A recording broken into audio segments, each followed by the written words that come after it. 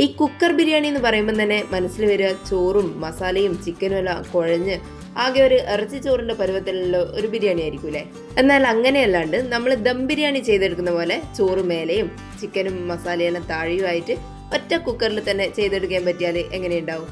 എളുപ്പത്തിൽ ചെയ്തെടുക്കാനും പറ്റും, സമയവും ലാഭിക്കാം, ദം ബിരിയാണീന്റെ അതേ ടേസ്റ്റിൽ കിട്ടുകയും ചെയ്യും. രാവിലെ ലഞ്ച് ബോക്സിലേക്കെല്ലാം വേണ്ടിയിട്ട് ഉണ്ടാക്കാൻ പറ്റിയ ഒരു അടിപൊളി റെസിപ്പിയാണ്. അത്ര എളുപ്പത്തിൽ ഇത് ഉണ്ടാക്കിയെടുക്കാൻ പറ്റും. നല്ല ടേസ്റ്റുമാണ്. വീഡിയോ കണ്ടിട്ട് ഇഷ്ടപ്പെട്ടിട്ടുണ്ടെങ്കിൽ എല്ലാവരും ഒന്ന് ലൈക്ക് ചെയ്ത് സബ്സ്ക്രൈബ് ചെയ്യണേ. ഇതെങ്ങനെ ഉണ്ടാക്കാൻ നോക്കാം. ആദ്യം തന്നെ കഴുകി വൃത്തിയാക്കി വെച്ചിട്ടുള്ള ചിക്കൻ എടുത്തിട്ടുണ്ട്. ഞാനിവിടെ ചെറിയ പീസാണ് ചിക്കൻ എടുത്തിട്ടുള്ളത്, വലിയ പീസ് വെച്ചിട്ടും ചെയ്യാം. ഇനി അതിൻ്റെ അകത്തേക്ക് ഇഞ്ചി, പച്ചമുളക്, വെളുത്തുള്ളി ചതച്ചത് 1 ടീസ്പൂൺ ഇട്ട് കൊടുക്കാം. കൂടെ തന്നെ ഒരു 1/2 ടീസ്പൂൺ ഉപ്പിട്ട് കൊടുക്കുന്നുണ്ട്. പിന്നെ 1 ടീസ്പൂൺ മുളക് പൊടി ഇട്ട് കൊടുക്കുന്നുണ്ട്. കൂടെ തന്നെ ഒരു 1/2 ടീസ്പൂൺ മഞ്ഞൾപ്പൊടി കൂടി ചേർത്ത് കൊടുക്കാം. ഇനി ഇതിലേക്ക് ഒരു 2 ടേബിൾ സ്പൂൺ തൈര് കൂടി ചേർത്തിട്ട് നന്നായിട്ടൊന്ന് മിക്സ് ചെയ്തെടുക്കാം. ഈ ബിരിയാണിയിലേക്ക് കൂടുതലും മസാലപ്പൊടികളൊന്നും ചേർക്കുന്നില്ല, മഞ്ഞൾപ്പൊടിയും മുളക് പൊടിയും മാത്രം ഇട്ടിട്ടാണ് ഈ ചിക്കൻ ഒന്ന് മാരിനേറ്റ് ചെയ്തെടുക്കുന്നത്. നന്നായിട്ട് മിക്സ് ചെയ്തെടുത്തതിന് ശേഷം ഒരു അരമണിക്കൂർ ഇത് റെസ്റ്റ് ചെയ്യാൻ വേണ്ടിയിട്ട് മാറ്റി വെക്കാം. ഇനി ഒരു പാത്രത്തിലേക്ക് അരി അളന്നിട്ട് ഇട്ട് കൊടുക്കാം. അരി എപ്പോഴും അളന്നിട്ട് വേണം എടുക്കാൻ വേണ്ടിയിട്ട്. അരിന്റെ അളവിനനുസരിച്ചിട്ട് നമുക്ക് വെള്ളവും തിളപ്പിച്ചെടുക്കണം. ഈ ബിരിയാണി ഉണ്ടാക്കാൻ വേണ്ടിയിട്ട് ജീരകശാല അരിയാണ് എടുത്തിട്ടുള്ളത്. ഇതുപോലത്തെ അരി എടുക്കുന്നതായിരിക്കും ബിരിയാണിക്ക് നല്ല ടേസ്റ്റ് കൊടുക്കുക. അരി നന്നായിട്ട് കഴുകിയെടുത്തതിന് ശേഷം കുറച്ച് വെള്ളം ഒഴിച്ചിട്ട് ഒരു 15 മുതൽ 20 മിനിറ്റ് വരെ കുതിരാൻ വേണ്ടിയിട്ട് മാറ്റി വെക്കാം. ഇനി ഒരു കുക്കറിലേക്ക് 1 ടേബിൾ സ്പൂൺ നെയ്യ് ഒഴിച്ചു കൊടുക്കാം. കൂടെ തന്നെ ഒരു 3 ടേബിൾ സ്പൂൺ ഓയിൽ കൂടി ഒഴിച്ചു കൊടുക്കുന്നുണ്ട്. സൺഫ്ലവർ ഓയിലാണ് ഒഴിച്ചു കൊടുക്കുന്നത്. ഇനി ഇതിൻ്റെ അകത്തേക്ക് കുറച്ച് കാഷ്യൂ നട്ട്സ് ഇട്ടിട്ട് ഒന്ന് വറുത്തെടുക്കാം. കാഷ്യൂ നട്ട്സിന്റെ കളറെല്ലാം മാറി വരുമ്പോൾ എണ്ണേൻ്റെ അകത്തുനിന്ന് കോരി മാറ്റാം. ഇനി അതിൻ്റെ അകത്തേക്ക് കുറച്ച് ഉണക്കമുന്തിരി കൂടി ഇട്ട് കൊടുക്കാം. അതൊന്ന് കോരി മാറ്റിയതിന് ശേഷം ഒരു മീഡിയം സൈസ് സവാള കനം കുറഞ്ഞ് അരിഞ്ഞിട്ട് ഇതിൻ്റെ അകത്തേക്ക് ഇട്ട് കൊടുക്കാം. ഇതൊന്ന് ഫ്രൈ ചെയ്തെടുക്കാൻ വേണ്ടിയിട്ടാണ്. ഈ ഒരു കളറാകുന്ന സമയത്ത് എണ്ണേൻ്റെ അകത്തുനിന്ന് കോരി മാറ്റാം.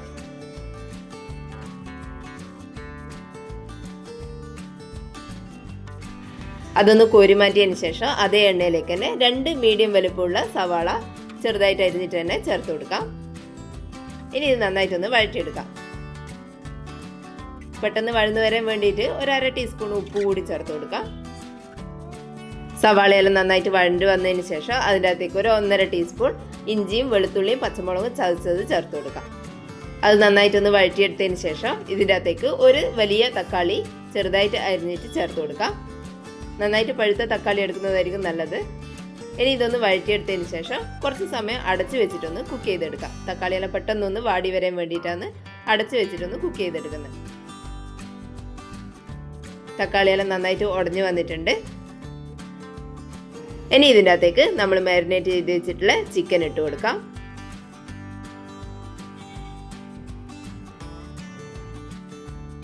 ഇനി ഇതിലേക്ക് ഒരു 1/2 ടീസ്പൂൺ ഗരം മസാല കൂടി ഇട്ട് കൊടുക്കാം. എല്ലാം കൂടി നന്നായിട്ടൊന്ന് മിക്സ് ചെയ്തെടുക്കാം.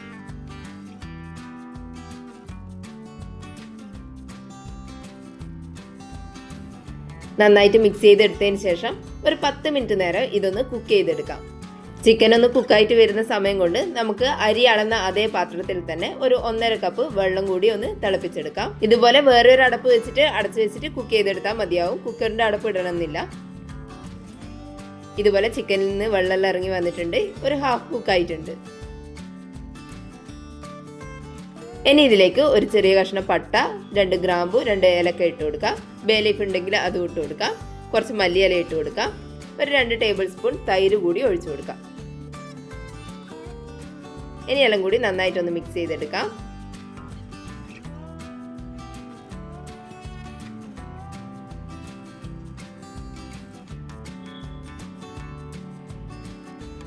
ഇതുപോലെ ചിക്കനെല്ലാം ഒന്ന് ലെവൽ ചെയ്ത് കൊടുത്തതിന് ശേഷം നമ്മൾ കഴുകി വെച്ചിട്ടുള്ള അരിയിലെ വെള്ളം മുഴുവൻ കളഞ്ഞിട്ട് ഇതിൻ്റെ മേലെ ഇട്ട് കൊടുക്കാം. ഇതിൽ നമ്മൾ അരി വറുത്തെടുക്കുന്നൊന്നുമില്ല. ഇതുപോലെ ഒന്ന് ലെവൽ ചെയ്ത് കൊടുക്കാം. ചിക്കനുമായിട്ട് മിക്സ് ആക്കേണ്ട ആവശ്യമൊന്നുമില്ല. നമ്മൾ ഇതുപോലെയാണ് ചെയ്തെടുക്കുന്നത്.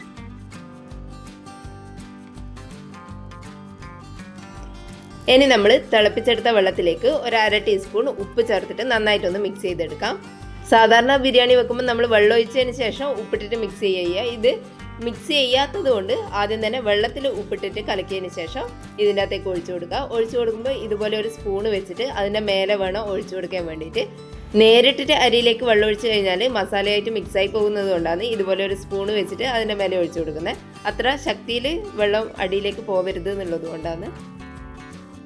ഇതുപോലെ മുഴുവനും ഒഴിച്ചു കൊടുക്കുക.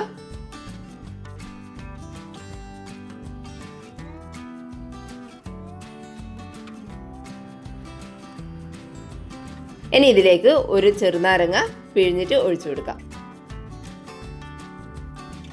ഇനി ഇത് വെയിറ്റ് ഇടാണ്ട് അടച്ചു വെച്ചിട്ട് ഒരു 7-8 മിനിറ്റ് നേരം ഒന്ന് കുക്ക് ചെയ്തെടുക്കുക. ആദ്യത്തെ ഒരു 5 മിനിറ്റ് നേരം ഹൈ ഫ്ലെയിമിൽ വെച്ചിട്ട് കുക്ക് ചെയ്തെടുക്കുക. പിന്നെ ഒരു 3 മിനിറ്റ് നേരം ലോ ടു മീഡിയം ഫ്ലെയിമിൽ വെച്ചിട്ട് ഇതൊന്ന് കുക്ക് ചെയ്തെടുക്കുക. ഫ്ലെയിം ഓഫ് ചെയ്തതിന് ശേഷം കുക്കറിൻ്റെ അടപ്പൊന്ന് തുറക്കുക. എന്നിട്ട് അതിൻ്റെ അകത്തേക്ക് നമ്മൾ ആദ്യം ഫ്രൈ ചെയ്ത് വെച്ചിട്ടുള്ള സവാളയും കാഷ്യൂ നട്ട്സ് എല്ലാം ഇതിൻ്റെ മേലെ ഇട്ട് കൊടുക്കാം. കൂടെ തന്നെ കുറച്ച് മല്ലിയില അരിഞ്ഞതും കൂടി ഇട്ട് കൊടുത്തിട്ടുണ്ട്. അതിൻ്റെ മേലെ ഒരു 1-2 ടീസ്പൂൺ നെയ്യ് കൂടി ഒഴിച്ചു കൊടുക്കാം.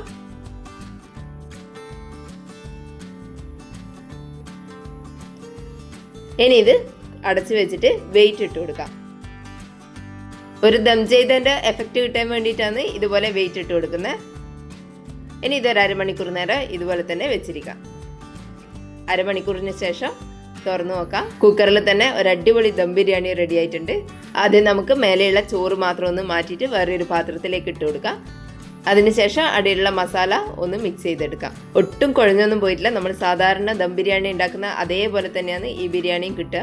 സാധാരണ നമ്മൾ കുക്കറിൽ ബിരിയാണി ഉണ്ടാക്കുന്ന സമയത്ത് എല്ലാം കൂടി ആകെ കുഴഞ്ഞ പരുവത്തിലല്ലേ ഉണ്ടാവുക. ഇതുപോലെ ഒന്ന് ചെയ്തെടുത്തു കഴിഞ്ഞാൽ അടിപൊളിയായിരിക്കും. രാവിലത്തെ തിരക്കിലെല്ലാം എളുപ്പത്തിൽ ഉണ്ടാക്കാൻ പറ്റിയ ഒരു ലഞ്ച് ബോക്സ് റെസിപ്പിയും കൂടിയാണ്. ഒരു പ്രാവശ്യമെങ്കിലും ഇതുപോലെ ഒന്ന് ഉണ്ടാക്കി നോക്കിക്കോ. വീഡിയോ കണ്ടിട്ട് ഇഷ്ടപ്പെട്ടിട്ടുണ്ടെങ്കിൽ ഒന്ന് ലൈക്ക് ചെയ്ത് സബ്സ്ക്രൈബ് ചെയ്യണേ. താങ്ക്